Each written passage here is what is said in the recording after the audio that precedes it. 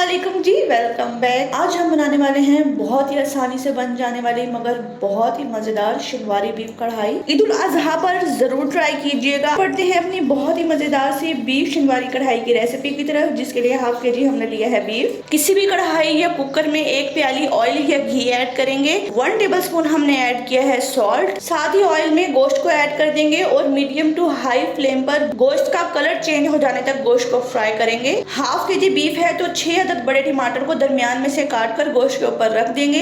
1 गिलास हमने इसमें पानी ऐड किया है। पानी को उबाल दे लेंगे और जो ही पानी में उबाल आ जाएगा 12 से 13 मिनट के लिए कुकर लगा देंगे। 15 मिनट कुकर लगाने के बाद कुकर को खोलेंगे। सबसे पहले सीटी को हटाकर स्टीम को रिलीज कर देंगे। जो ही स्टीम खत्म हो जाएगी कुकर को खोलेंगे और जैसे कि आप देखेंगे गोश्त बहुत अच्छे से गल चुका होगा। टमाटर के छिलकों को रिमूव कर देंगे।